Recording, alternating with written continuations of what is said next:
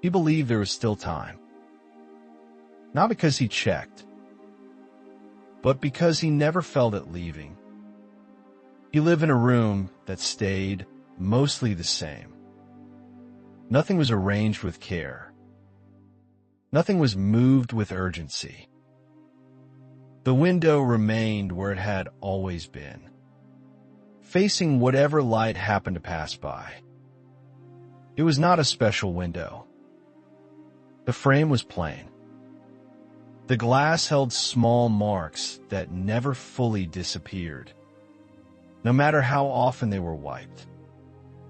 He often stood near it without touching it. Sometimes he sat close enough for the light to reach his hands. Other times, he stayed farther back, letting the brightness fall short. There was a rhythm to his days that few would notice. He woke. He waited. He moved through small motions that required no decisions.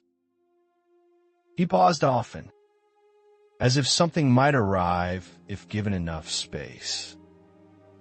The window became part of that rhythm. It divided inside from outside without effort. He never opened it. He never closed it tighter. It stayed as it was. Some people thought he preferred things quiet. Others assumed he was patient by nature. No one asked what filled the space between his pauses. He had learned how to stay still without appearing absent. He listened without leaning forward. He watched without fixing his gaze on anything specific. The light through the window changed, but he did not respond to it. When it softened, he remained where he was. When it faded, he did not follow it. There were moments when his hand lifted slightly, then lowered again. Moments when his breath held, then continued as before. Nothing dramatic followed these moments. That was the point. The window held its place in the room, silent and unchanged. It framed a view that he rarely studied, though it was always there. It marked a boundary he did not cross and did not name. From the outside, his life seemed calm, orderly, manageable. From within, it felt unfinished, though he had no words for why. He believed there was time, not as a thought, but as a feeling that never left. The room stayed quiet. The window stayed open to light. He stayed with that sameness longer than he realized. Days passed without edges. They did not announce themselves. They simply settled, one over another, like thin layers of dust. The window continued its quiet work. Light arrived. Light withdrew. Nothing asked him to react. He developed habits that felt harmless.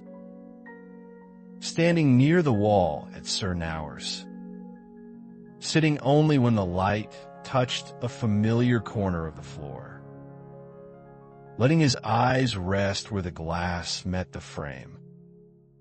Sometimes, something shifted inside him. Not a thought. Not a memory.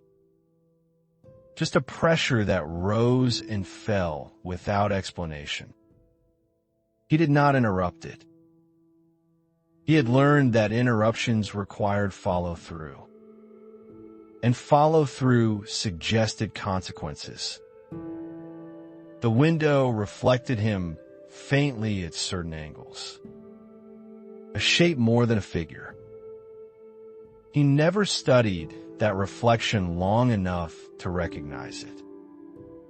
People passed beyond the glass. Not clearly. Not closely. Their movement registered as change without detail. He noticed patterns instead of moments. The way shadows leaned at certain times. The way the room cooled when the light left. He told himself nothing needed to happen yet. Not in words. In posture. In the way he remained where he was. There were afternoons when his hand hovered near the sill. Never touching. Never withdrawing far enough to call it restraint. The space between his fingers and the glass became familiar. Comfortable. A distance he could manage. He believed staying was safer than moving. That understanding would arrive on its own, fully formed. That clarity did not require action. The window did not challenge these beliefs. It offered no resistance. It allowed the light to come and go as it pleased. He remained. The room remained. And time continued its quiet work. Unnoticed. Uninterrupted. Something began to thin. Not suddenly. Not enough to be named. The room felt larger, though nothing had moved. The silence stretched in a way it hadn't before, as if it were waiting for him to notice it. He spent more time facing the window now. Not out of curiosity, out of a growing restlessness that had nowhere else to go. The light touched him differently. It no longer felt neutral. It lingered, then slipped away with a faint insistence. He started to sense what had been missing, not as an idea, but as absence, like a sound that should have followed another sound and never did. Like a step taken too late to match a rhythm already gone. The window showed more than before. Not clearer images, but clearer distances. How far the glass was from his eyes. How long it had been there. He noticed how rarely he had chosen anything. How often he had waited for understanding to arrive first. As if insight were a permission slip. The pauses in his day felt heavier now.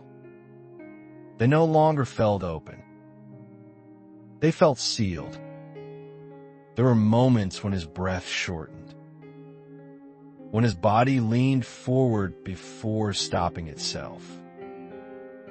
When awareness surfaced and found no place to settle. He began to recognize the shape of his waiting.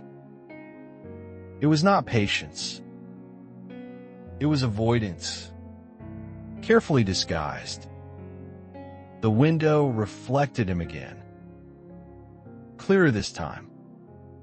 Not because the glass had changed, but because he stayed long enough to see. The figure staring back looked familiar in an uncomfortable way.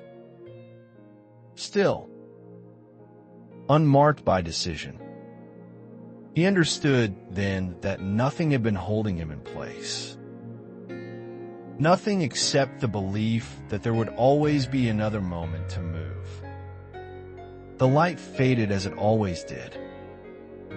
But this time, its leaving felt final. He did not rush to the window when the light was gone. There was no sudden movement to recover what had left. Only a stillness that felt different from before. The room no longer held him the same way. It felt thinner, as if the walls had stepped back without warning. He stood where he always had, but the habit no longer fit. The pauses that once felt neutral now felt exposed. Unprotected, the window remained unchanged. The frame steady, the glass quiet. But what it held was no longer the same. Not because the outside had altered, but because the distance between inside and outside was finally clear.